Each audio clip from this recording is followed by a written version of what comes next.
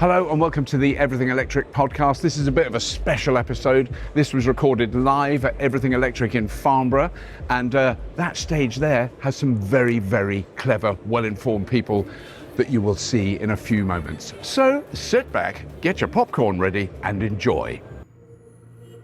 Our 3 free YouTube channels on EVs and clean tech are funded by our fun-packed test drive-tastic events in Farnborough, London, the Southwest, the North, Melbourne and Sydney, and next up, Everything Electric Melbourne. And new for UK viewers, you can now buy a battery EV and much more at everythingelectric.store.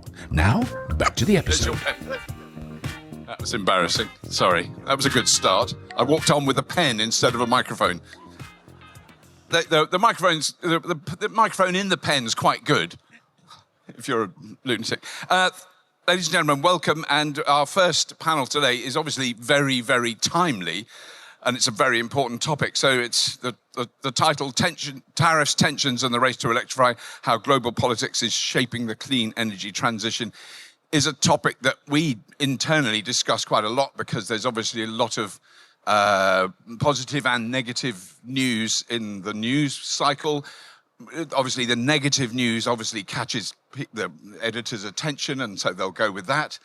But every now and then, a little bit of positive stuff leaks in. So I'm sure many of you will be aware of this, but there was a very recent report, I think, from the International Energy Agency that renewables produced more energy around the world than coal for the first time, which is a kind of fairly important tipping point. That actually got into mainstream news, was mentioned on the BBC, totally impartial broadcasting channel, and they said all those things, but they added, obviously not at night or when it isn't windy. Well, thank you for that, because none of us had ever worked that out. We all thought solar panels work really well when it's pitch black at night, because we're complete morons. Sorry, I'll move on. So I'm joined, thankfully, by really nice people who actually understand things and are very intelligent. Right next to me is Ajai Ahluwalia. Thank you very much, who's head of supply chain at RenewableUK. Next to Ajai is James Court, Public Policy Director for Octopus Electric Vehicles. Next to James is Tim Dexter, Vehicle Policy Manager at Transport and Environment. And next to Tim is a very, very sudden arrival, hence no slide, because we had a bit of trouble with all our panels. This is Tanya Sinclair from Electric Vehicles UK. Please give them a welcoming round of applause. Thank you very much for joining us. So, Ajai, can I start with you? I mean, how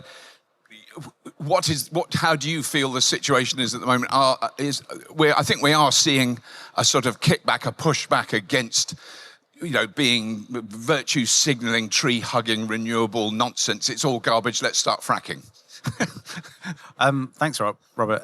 Look, I think some of the key messages I wanted to get across recognise, in terms of the context of things, is how over the last 10 to 15 years, we've all benefited from the cost of energy, or particularly things like solar PV or wind turbines, and the whole supply chains have seen this massive reduction in cost. And now what we've seen is, since conflict in Ukraine and other supply chains and commodity prices and cost of energy increasing as well in some parts, is how the cost of that supply chain is increasing as well. So this great and fantastic journey we've been on with particularly micro renewables, if you think about people's homes from a domestic perspective, is that cost profile has reduced, and that's enabled this transition to happen. I come from that sort of larger offshore wind space, and now what we're seeing is the cost of some of these installations and these assets increasing now. So, and there are various different reasons in and all around that. But one of the other things to take into consideration is how, yes, we want low-cost energy to feed things like our batteries and our EVs, but we also want to make sure that there's positive stories of local supply chain content in the UK as well. And there's great evidence for those factories and facilities coming online at the moment in the UK. But also we want to see so much more, and recognising the new government and understanding what their interests are in creating those things is something that's very much part of my role. Right. James, I mean, what I feel is that if there has been any kind of negative PR or spin or kind of pushback against electric vehicles in particular, it really hasn't worked. I mean, we're just seeing this constant increase in demand for electric vehicles. You can just witness it on the roads. I mean, there's more of them on the roads than there were 5 years ago. Yeah, and I think it has almost been sort of a constant line up. And I think we're now into, I think it's 36 months in a row that electric vehicle sales have gone up. We're nearly now 1 in 4 cars, new cars sold in the UK, are electric. And we were so close last month, and I think it might happen in the next couple of months, is that electric vehicles are going to overtake petrol. I think petrol was around 26, 27% last month. EVs this is new cars. These are new cars. Yeah. So within the next couple of months, we could see that EVs overtake petrol in car sales, which is huge. And if you try and think back to sort of 2015, 2016, 2017. Actually, me and Tanya were still working around. Tanya at that point was sort of still, we were both these two. It was really new. It was like, and there was discussions going on about whether it was going to be electric or whether it's going to be hydrogen. Yeah. And then you sort of fast forward to 2018 and there was a 2040 target and a 2050 target and you think, God, those are ambitious. And then you even look at the EV target, the ZEV targets, the targets that are in place for sales that were passed in 2019, 2020. But we're hitting these targets year on year. And I think the other thing to look at is the cost of cars, and we're seeing a lot of them. I'm not quite used to, I've only been in corporate for a year, so I should probably say there is a lovely Octopus EV section where you can see a full range of cars. But names that you would not have heard of 5 years ago. No. You look at BYD, and they are overtaking some really established brands, and that's because they are now cheaper. We are beginning to see now that equivalent cars from petrol to EV, we're beginning to see the first time that EVs are now cheaper than petrol, and that is going to become the norm. In 2 years' time, we'll probably hit price parity around on average, and then the whole thing's going to kick off. Yeah. So probably I'll tempt sort of my thinking, and some of my next answers is, if you see the pushback from OEMs and certain governments, the big question you have to ask is, do you think that EVs are just going to be the norm in 10, 15 years' time? Do you really think there is going to be a market for petrol cars in 10 to 15 years' time? If your answer, like me, is yes, no. Oh, he's just been fired. Here's the ex-electric vehicle man from Octopus. Well, I should say my new contract starts for, I'm starting for Stellantis tomorrow. I forgot which way I pondered the question there. I believe that in 10, 15 years' time, there will not be petrol cars. There will not be a market for it. If you think that too, some of the moves coming out of the governments and the OEMs is mad. You see the future of 10 to 15 years' time, and you're desperately trying to cling on to what is going to be a dead industry. Yeah. It doesn't make any sense to me. No. I mean, just very quickly before we go on, I was in China earlier this year, and I think I witnessed, in a sense, the future in many ways in terms of technology, not necessarily in terms of human rights and politics, I'll leave that there, but in terms of technology and the way that their logistics run and their infrastructure is extraordinary. But we were walking down a very busy street in the middle of Shanghai. All the vehicles were electric, the buses, the rubbish vans, the delivery vans, the scooters, all of them 100% electric, all the cars. And then we had, and it was a Ferrari. And what you saw was what will happen in the future is really, really wealthy people might buy petrol cars in 20 years' time. They'll be incredibly expensive. They'll be really difficult to refuel because there's only one refilling station per city, because who's going to buy petrol by then?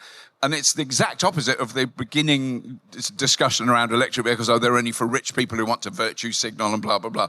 That will be turned on its head. Only wealthy and slightly annoying people, maybe they go together naturally, not all of them, will buy petrol cars. I think there will be a few left. I think you will look a bit kooky. You will look a bit kooky, yeah.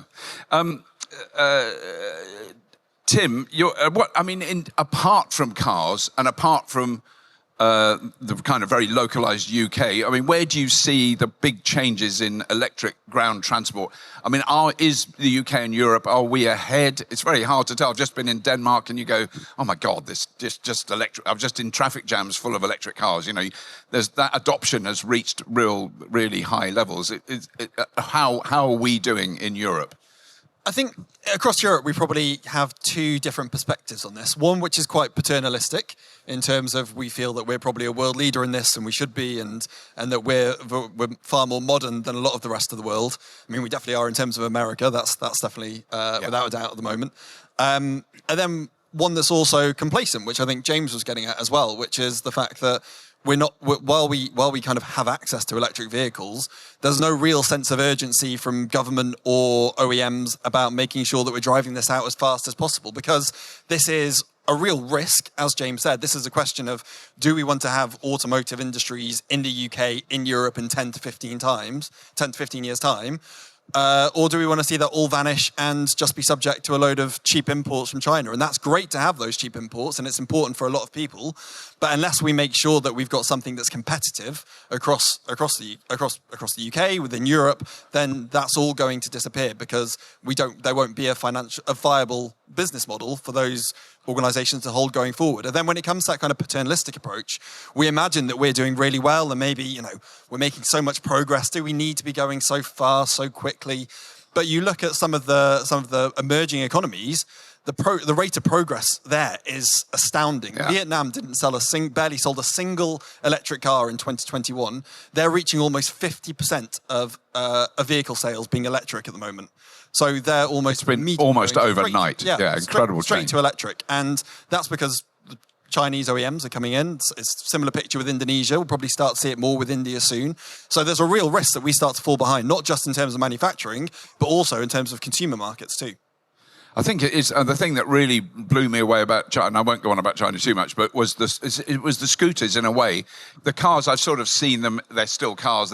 It was the sheer number. So it's in the hundreds of millions globally of scooters. If you look at electric-powered ground transport, the vast majority has 2 or 3 wheels, and then there's this sort of the icing on top of the cake is the cars. But it was one time on the corner, and it was not flash, and it was not a tourist area. Bit of a scruffy shop on the corner of a street in Shanghai with a little battery exchange thing. And I was standing there with Elliot, who presents some of our shows, and people just come on their scooters. They get out, flitching, take their battery out. This is like a 70-year-old woman. She'd take a new one out, put it in, off she went. That was quicker than stopping at a garage, it was quicker. It was more convenient. What were you doing in this dodgy street corner in Shanghai? Elliot took me there. He said, "You're like this." Very dodgy. No, it was a perfectly respectable street corner. Tanya, I mean, this is an area that I find fascinating and terrifying, is sort of the interaction between industry and government and the legislation that's going through, and then the kind of hints I've had at the force of the leverage that, for instance, the fossil fuel industry has over government. And that's what you're dealing with directly. I mean, are you still, when in the middle of that maelstrom, are you still feeling overall optimistic about the shift to electric ground transport for just in that case? This is a really interesting question, because that terrifying space you describe, I've been working in it for 15 years. Yeah. So I really would have thought in that time that we would have increased the education level of governments and people in positions of influence to be able to make policy in a way that understands kind of how quickly this industry is growing. That said, I think what we're actually having is, due to, I'd say, misinformation and disinformation out there, is a kind of backsliding of knowledge. And yes, amongst consumers generally, but also amongst politicians, councillors, and other people that are in positions of influence to shape our policy. So part of the work that we're doing at EVUK is going out there and addressing that misinformation head on and ensuring that we can all enjoy a market that's continuing to grow and continuing to prosper. Right. Do you mind if I jump in? Please do. I was going to turn to you, yeah. And I guess if I can just build on what Tanya said there, I think certainly in the EV space, or where people are expected at a local level to make decisions or see different things happen in their vicinity or their locality, for us, in terms of where does the power come from to charge your vehicles, we talk about this social mandate that we as a country have as well, which is, okay, well, if you do want to build these onshore wind farms or these offshore wind farms, if you do want to have these grid-connected energy storage systems and this massive amount of rewiring that we're going to see across the UK with regards to grid reinforcements, well, how is that also benefiting, not just in terms of clean power, but how is that actually benefiting us as a society? And one of the key messages I'm going to keep coming back to it, which is that there's great opportunity in the UK to see new factories and new facilities which create those jobs for people in the UK as well. Yeah. And there's already great examples of cable factories being built in Scotland or the north of England, or new monopile factories being built in the northeast as well. It's a brilliant story that does exist, just to say that it's happening today. But in terms of all of that production and all of those things coming to the UK, we are seeing more and more of it as well. Right. Because I think that is a critical thing. I mean, my argument has always been, do we want to import the fuel? I mean, just importing fuel, which we do by it's billions of dollars a week that goes out of our economy to pay for the fuel that we burn once in combustion engines. There is that argument, which I think crosses a lot of the political spectrum. It's not tree hugging. It's like, that doesn't make any economic sense if we can produce the fuel we need in this country and employ people to make that possible. That is a very it's one of the biggest geopolitical reasons why you want to move to electrification and why you want to move to EVs. It is sort of, I actually remember, this is going back in time, this was 2006, 2007, so still Iraqi, George Bush, war in the Middle East. Yeah. Thank God we've put all that behind us. And I remember this big, scary, 5-star general coming over, a proper neocon American general. And he came over and he addressed a green environment conference. And he just said, every time you fill up your car, I'm not going to do the accent because I know this is being recorded. Every time you fill up your car, you are funding terrorism. And it's like, wow. I've never dared say that. Yeah. But it did begin to see. So you can see, and this brings a new political dynamic in, but it is a reason why a lot of countries are moving towards electrification and EVs, is because they want to break that reliance. Yeah. From that to another point that we also really need to crack, though, is that if we are going to be asking people to electrify, we need to make sure that electricity is cheaper. Yes. And that is the biggest thing, because we are beginning to see policy costs come on. Electricity is still getting more expensive. And I think for things like, especially public charging, if you're like me and you haven't got a driveway and you haven't got your own charger, there is always going to be that premium. Yeah. Now, if you're on a low-cost overnight EV tariff from, let's say, Octopus. It's so unfair. In a sense, you're very privileged. Yeah. I'm getting into the corporate speak. This is it's good. That's like 8p. Yeah. Where if you are on a public charger like mine, even through Electroverse, it is still about 48p. Yeah. That's a big old jump. Yeah. And that gap for the 40% of people that don't have a driveway, that is always going to be there. But there are so many things that we can do, both trying to reform the electricity sector. So when Ajai's beautiful wind turbines are blowing and nobody wants to use it, well, how can the electricity sector, how can the EVs suck up all of that during the night? Can we get an electricity system that really benefits and really promotes flexibility? When it comes to charging, can we get some of these tariffs and some of these taxes off of electricity and onto things that we don't want people using? There are lots of things that I think that we need to see the government do, because it's always going to be there if we don't address that. And it's an unfair thing to make people move into if you're not doing everything you can to make it as cheap as possible. I mean, I don't know. I'm going to ask you, Ajai, but if anyone else you can explain this, why our wholesale electricity price is dictated by gas, by the cost of gas? Because that does seem like that would... I just feel like that's wrong. I don't want that to be the case. But is that the case? That is definitely what made electricity prices rise after the Ukraine invasion. Yeah, absolutely. And I think just to shine a light on it, for the vast proportion of the audience and people who may be listening on the podcast, I think this is one of the key things that we do need to demystify or debunk, which is that people often reflect on the cost of energy, cost of electricity to be specific.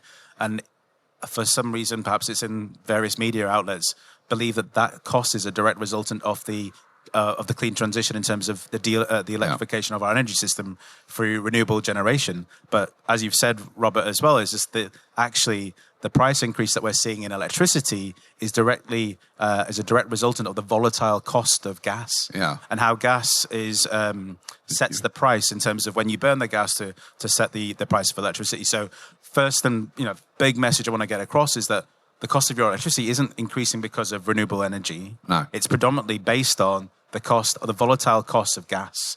So that's message number one. But yes, there is this ongoing question of how can we potentially decouple? And that's where a lot of policy thinkers are at in terms of how do we try to make sure that this cheaper renewable energy is actually being recognised, rather than the perception being that it's still is based on renewables, rather than in gas. Yeah, just to come in on that. So a few weeks ago, I must have been subject to some kind of disciplinary action because I was made to go to a Reform Party conference as part of my work, which was a new place to go, and it was very interesting. But kind of tying it back to this thing about where are we at in terms of global politics, there is a huge narrative change here, not just about kind of, is it the right time? Are we doing it at the right pace? But there is a huge push about the fact that the push towards green energy is being, well, in words of one other speaker, that it's being artificially manipulated by somebody sat in a cave somewhere stroking a white cat. Right. This is what we're up against, and this is what's causing a push towards another form of energy security, because that side of the debate do see the need for energy security, but they see it through shale fracking, through North Sea oil extraction, and there's a huge push on this at the moment, and they're utilising the fact of high energy costs at the moment to try and drive this political wedge and see it as a massive opportunity. I mean, just before Tanya, it's so much easier. I could easily make the argument against renewables, against electric. It's so much easier to do. It's all nonsense. The environment's fine. Don't worry about it. Don't even think about it. It's absolutely fine. Buy a diesel SUV. It's brilliant. It's fantastic. It's fine. That's so much easier than to go, let's think about this incredibly complex problem that will take ages to try and work through and explain. Is much, much harder, which is what we've been doing. But Tanya, I just wanted to bring all of that context, that global geopolitical context, right down to this room, and think about what that means for people thinking about buying an electric vehicle, and what that means when they read information or hear information at party conferences without any critical thinking about whether that's a reliable source or whether that information is accurate. That puts them off buying an electric car that they might have otherwise been thinking about buying. Or that puts them off thinking about an electric car that they might have been thinking about in 2 years. And so, yes, the line is going up. And yes, we're on the brink of some real record-breaking numbers. But there's a huge population out there that are at risk of being put off because their understanding of the energy crisis and the world is something that makes them nervous about transitioning into a new technology. Yeah, and also just as well, bringing that back down to kind of every individual. This is why things like access to affordable charging is so important, because the stories that are going to influence these people aren't necessarily the big ones that kind of land in The Guardian or land on the BBC. It's the fact that they know someone on their street that's got an electric vehicle and they're saving money. If they've know someone that's got an electric vehicle, wasn't able to access the kind of charging on the driveway, but have to end up paying more than they do possibly for fuel from the fuel pump, then they're going to say, why have they wasted all this money? And it's a negative story, and that has far more of an impact from hearing that from someone that you know than hearing the kind of us talk about it in generic terms. And if I may, I think that's. I think someone talked about how we've regressed before, and I think for me that's one of the saddest things. Is I'm a big fan of this event, and I've been coming for several years, but it feels like historically we had won the argument. This concept of not only is clean energy good for the environment in terms of climate change, but also recognizing that as a consumer, the costs are going to decrease. And you know what? There'll be other things like job creation as well. Unfortunately, I worry, and we can probably all see it, is that we've perhaps regressed from that point of view. So we've got to get back onto that front foot, telling people those reasons. Sometimes evidence, facts and statistics aren't necessarily the right way, but it's perhaps some of those empirical cases where you're all advocates in this audience as well, by the way. If you've got solar panels and an EV and you're seeing your costs reduce, tell your neighbour who's sort of curious about why you're doing those things and explain why it's cheaper. So we're all in this together, and that's one of the things I like to communicate people is just the opportunity there is. We need to give people those facts, we need to give them the evidence, and we need to really explain to them why it's benefiting them, not just them on a personal level, but why it will help the country as well. Yeah, no, very good point. I've been very remiss, I usually do remember actually, to say at the beginning, if anyone has a question they'd like to ask the panel, there is a microphone in the middle. So I'm doing it now when we haven't got very long left. So if anyone has a burning question that they want to ask, please do go ahead in your own time. We haven't got very long though, so do go there quickly. Can I ask you, Tanya, about the motoring industry, the arrival of Chinese cars? It's I've been talking about it probably for 10 years because I could sense something was happening, but I didn't know how long it would take. But I mean, it's become such a such a big thing that it's a general knowledge now that there are Chinese electric vehicles for sale in this country. What is the reaction to that amongst the European manufacturers, amongst British manufacturers? Yeah, I mean, I'd love to ask this of all of you. I mean, how that's being received. Considering it's been coming for over a decade, like you say, and before that, the components of the vehicles were Chinese before the vehicles themselves, when the brands were. They've been caught off guard. Their electrification programs are, it's like trying to retrofit onto not just a combustion engine factory, but a corporate mentality of building combustion engine cars, trying to retrofit electrification onto that. And it's showing now that it's not possible to keep up in terms of market share, in terms of price competitiveness, in terms of technology and specification comparison.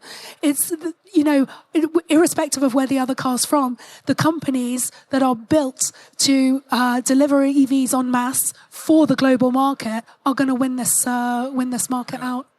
Yeah, and just on that, I'm going to actually steal a point that James normally makes so passionately, which is the fact that the zero-emission vehicle mandate that's in place for manufacturers is the UK's largest decarbonisation policy. It's the one thing that's making us reduce CO2 more than any other policy that's currently in existence within the country. And not only that, it's fantastic because it's a great economic policy. It's a great way to make sure that we do have these industries here in 10 to 15 years. But at the same time, that's kind of being weakened because when UK-based manufacturers do sometimes go to the government and plead poverty or the fact that they may struggle to meet these, well, we can just change that regulation.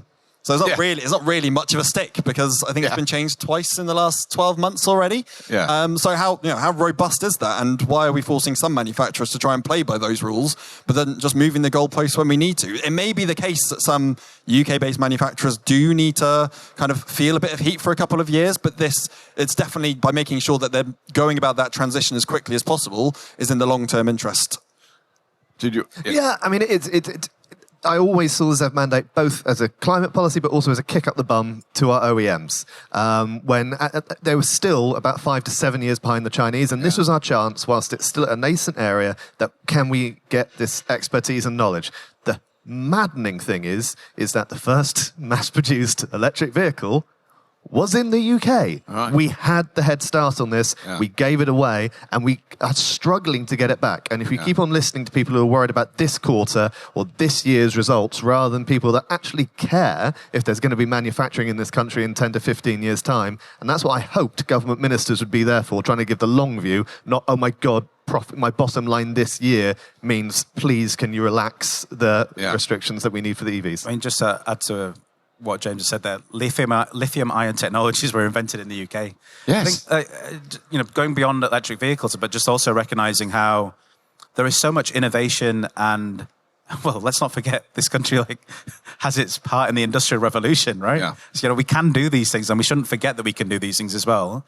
What I would say from a renewable generation perspective is that there's great things that we are doing across the UK, which is world leading, for example, with offshore wind. But part of it is understanding what we're good at and double downing on that. And through things like the Offshore Wind Industrial Growth Plan, but also things like the UK Industrial Strategy, which helps different businesses and organisations really corral around what are the things that we should invest in. We need to make the concept of commercialisation of industries and innovation, we need to really lean into these things, as other countries have done, and recognise what we're good at and hopefully get that out there. So ultimately, we can provide these products and services that consumers and other individuals need at a cheaper price, not just in terms of it being a UK-made product. Yeah. We've got a question. We've got time for one question, so I'm glad you're on your own. So it's back to the gas setting the cost of the energy, but do the clean energy providers gain from that? So that helps them invest?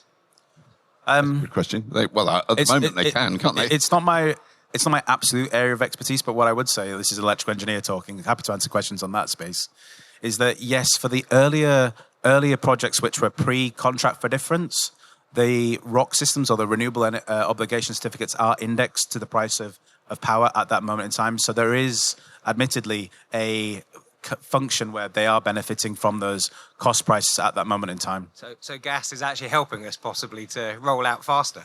I think so, but what I would also just say is that those renewable obligation certificates do have a fixed period of time. Right. So they will stop at which point then those renewable assets will be selling power at the market price. Okay. I mean, it is, if you think back just a bit historically, that I don't ever remember, and I didn't follow it very closely because I was buying petrol. I can't believe there was ever a time when the wholesale price of electricity went negative. When we were burning gas, nuclear, coal, you know, before wind turbines, before solar panels, there wouldn't have been a negative price. And I don't think it happens very often, but it has happened. I've benefited from it with an Octopus tariff. Other distributors are available, but you know, it made no sense. I charged the batteries in my house, put all my washing and my tumble dryer on, charged 2 cars, and got paid to do that. I mean, it was only for like a couple of hours, but the fact that that was even remotely possible gives the impression that there is something happening in that.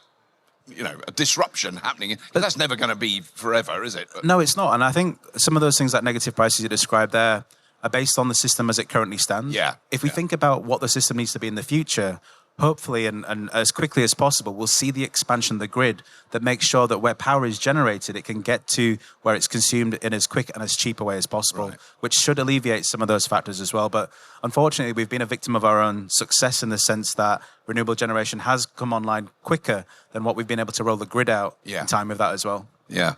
On that very, I think, really important and also optimistic point, we've gone 37 seconds over our allotted time slot. I'm always told off when I ramble on too much. Thank you very much for listening to that. Can we just give a really big round of applause to this panel? What an amazing discussion. Thank you so much. Thank you. Thank you.